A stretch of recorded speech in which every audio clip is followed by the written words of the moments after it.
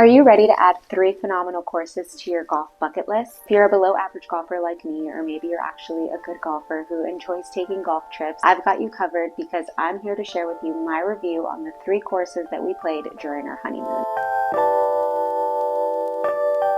If you're new to my channel, my name is Aileen and I'm a certified pilates instructor from Miami who loves golf, running, sports, and all things health. Be sure to hit the subscribe button because I post free pilates for golf classes and so much more. So I got married in August, and after our wedding we immediately went on our honeymoon, and it was a 2-week trip to Canada and California. A lot of people would ask, why Canada for your honeymoon? And then I would show them the pictures and videos and then they understood. So in this video I'm going to be reviewing the Fairmont Jasper Park Lodge, the Fairmont Banff Springs Golf Course, and the Half Moon Bay Golf Links. First up, we've got the Fairmont Jasper Park Lodge, and I'm going to let one of my TikTok videos do the talking, so let's roll the tape. We played 3 phenomenal courses during our honeymoon, the first being at the Fairmont Jasper Park Lodge in Canada. So let me walk you through the course so that you can add it to your golf bucket list. Not only is the resort itself beautiful, this cabin even had its own putting green, but the course itself was like no other. We didn't know this, but the weather in Jasper can be quite unpredictable, and it was raining all morning. We had a 3 p.m. tee time because the sun doesn't set until like 10 p.m. over there, and a bunch of people were canceling their tee times throughout the day. We were at the clubhouse shopping around and people were just calling in and canceling, but we decided to keep it since we were only at the resort for a couple of days and we had other things on the agenda. At the range, it was raining and cold, but we just made the best of it. We ended up getting a drink at the clubhouse and hung out there for a bit, and let me tell you, I am so glad we decided to keep our tee time because literally as soon as they announced her name, which I found so cool, they announced her name and we got to the tee box and we started teeing off, it stopped raining completely and ended up being a nice afternoon. Because of all the cancellations, we basically had the course to ourselves. What a dream. Well, except for this bear that we ran into, which I'll save that story for another video. I didn't keep score during the round because I was honestly in awe of all of the views. I felt like such a tourist taking so many videos, but I felt like I was really on another planet. At the 7th hole, they had the 7th tee hut where we got some drinks and snacks. The conditions of the course were great and all of the holes had really cool names. This is where we got overly excited that the weather was going to stay clear and the course was so empty, pure euphoria. We were also still on a high from the wedding since this was the first stop of the honeymoon, but what a great moment. Since the course is in the mountains and it was really hilly, there were 2 holes that you have to ring a bell to let the people behind you know that it's safe to hit their ball. It was really cool. I rang the bell even though there was no one behind us because why not? All for the experience, right? We also saw a deer during our round, which didn't frighten me as much as the bear. Jasper is about 4.5 hours away from Calgary and was my absolute favorite stop during our honeymoon, but was it my favorite golf course? Next up, I'll walk you through the Fairmont Banff Golf Course, so be sure to follow to see which course I liked better. Thanks for watching. So yeah, we saw a bear on the 2nd hole in the middle of the fairway. I called the wildlife number on the golf cart, and when I called and I told them there was a bear in the middle of the fairway, they asked me what kind of bear, and I was like, I don't know, it's a bear. Like, I'm from Miami, it's just a bear. And a couple of days into Canada, I realized they were asking if it was a brown bear or a black bear, but immediately off of the bat, I was like, I don't know, just please come save me. I do not want to get eaten by a bear on the honeymoon. The resort itself might actually be one of my favorite places on earth. We got a lakeside suite, and I have to say, Jasper truly does feel like another planet. Now, granted, we didn't really leave the resort. We spent our entire time in Jasper at this resort. They had so much to do. It is about 4.5 hours away from Calgary, so keep that in mind. I do believe Calgary is the nearest airport, so it is a lengthy drive, but you are driving through the Icefields Parkway, which is supposed to be one of like the most magical scenic drives that you can do in Canada. And I definitely agree, the drive was breathtaking. It's just something to keep in mind if you plan on playing this course. Once you land at the airport, it is somewhat of a lengthy drive, but well worth it. Price for this course for 2 players was $443, and my overall rating on the course was a 10 out of 10. The staff was super friendly. The conditions of the course were great. Fairways, the greens, the tee boxes, food and drinks at the clubhouse, and the overall resort were really tasty. And the overall layout, scenic-wise, was beautiful. You've got great views of the mountains in the distance and pretty wide open fairways. So overall, I would say this is a must-play course to add to your golf bucket list. Next up, we've got the Banff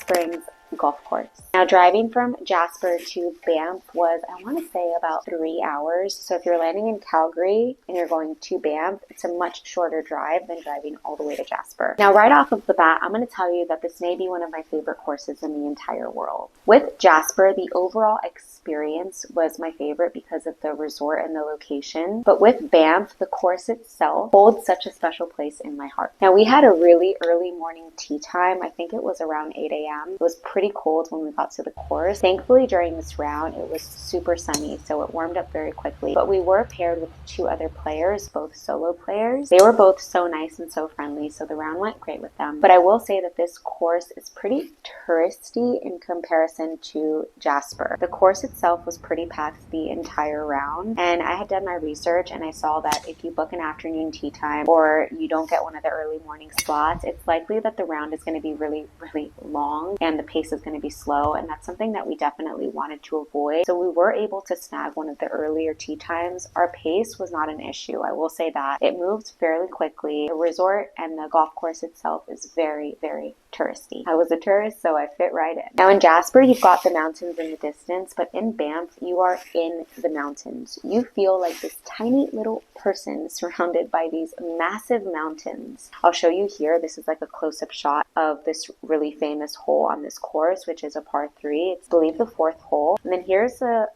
backup shot of how small we look next to these like massive mountains. It's crazy. Now this par 3, it's a really famous hole. It was just good vibes all around because we all landed on the green for this hole, so that was really great. And every single hole on this course points to something spectacular. When you're on the tee box, you're pointing in a way that is, it's just so scenic. You can literally take pictures the entire round. And I think also that's probably why the pace can be slower, because if you're a tourist and you're playing this course, you're literally in awe the entire time. So of course you're going to want to take out your phone and take videos and pictures for the memories. I think that this may be my favorite course of all time, also because it's the best score I've ever gotten in golf. I shot a 90, and I've only been playing golf for about a year and a half. I taught myself how to play. I haven't taken any golf lessons, just a lot of practice and hard work. So for me to shoot a 90 was a really big deal, and I think that's also why this course holds such a special place in my heart. It's because I played the best golf of my life. The price for this course for 2 players was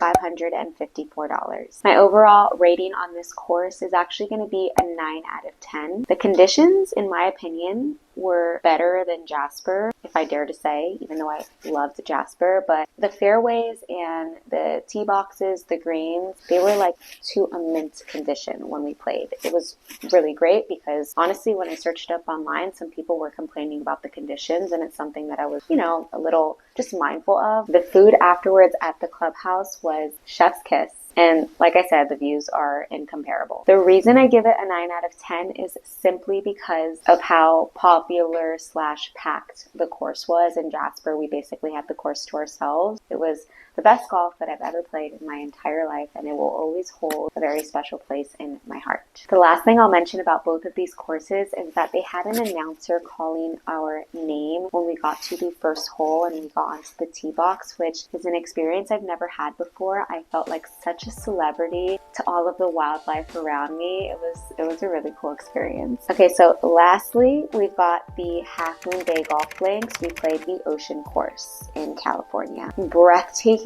but in a different way. So after playing our Canadian round, I do have to say I think it impacted my opinion on this course. Now, I'm a Miami girl who does not see mountains often. So in Canada, I was basically in awe the entire time because I'm surrounded by beaches and palm trees. Canada was very different from that. In California, the course itself and the resort itself were phenomenal. Don't get me wrong, but it was also just very similar in a sense to certain courses that I've played in my life. That's the only reason why I say that it was spectacular, just in a different way. The cliff on the side of the course where the resort is something that I've never seen, so that I will say it is beautiful. But the only thing about this course that I was just, I guess, a little mistaken on was that you really are only on the ocean side of the course, even though it's the ocean course, in like the last, I want to say like 4 to 5 holes. So for the rest of the round, you're facing inland for the most part. You can see the ocean in the distance, but I don't know why I had this impression that the entire round would be on the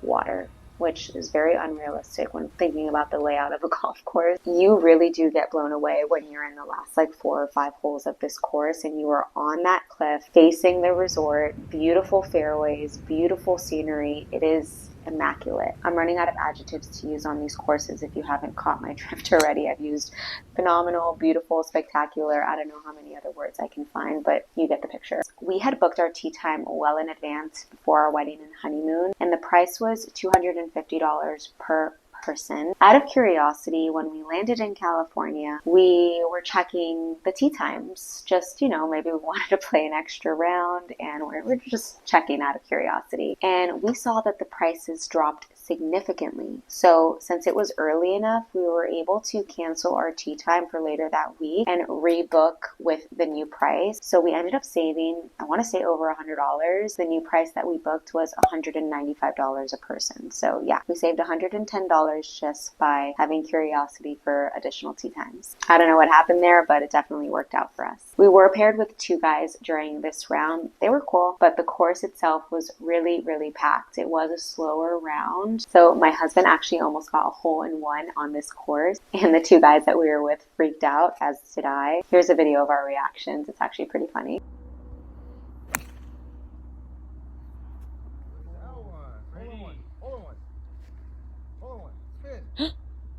Oh my gosh.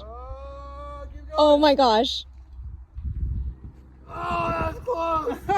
Jeez. Oh, I call that shit too. The Ritz in Half Moon Bay is definitely a luxurious experience. We didn't eat at the clubhouse for this one, but we did stay at the hotel, so we tried the different restaurants and room service at the hotel. And our room actually faced the last hole of the old course. So there are 2 courses at the Ritz Half Moon Bay. You've got the ocean course, which is the one that we played, and then you've got the old course. Our room faced the 18th hole on the old course, and we would order room service, and there was a little couch by the window, and we would just sit there and watch people play the last hole for hours when we were just chilling in the room relaxing, and it was a really cool experience. My overall rating on this course is a 9 out of 10. I only knocked off 1 point from the overall rating simply because of the pace. It was just very, very slow. They didn't have a driving range, so I couldn't really warm up, which is no big deal, but other than that, I would definitely recommend this course if you're ever looking for a beach type round in Northern California. I would say if it's financially feasible for you to try and stay at the resort, it makes it even more of an immersive experience, being able to walk downstairs, walk to the clubhouse, play the course, and then eat afterwards and go to your room. So there you have it. I would definitely recommend all of these courses. Just as a disclaimer, we did decide to splurge on our honeymoon since it was a really special trip. These aren't the most affordable options, and I'm sure you already know that if you clicked on this video and if you've looked up these courses and you're just looking to learn more, you know that they aren't the most affordable, but I will say every penny is worth it if you do get the chance to visit these courses. I hope that you enjoyed this video, and if you did, please give it a thumbs up. And if you've got any questions about these courses, just drop them in the comments below. And if you are a golfer looking to enhance your golf game through the power of Pilates, you can join my online studio, Pilates on the Green. Your first 7 days are completely free. That's all from me for now, and I will see you next time. Bye!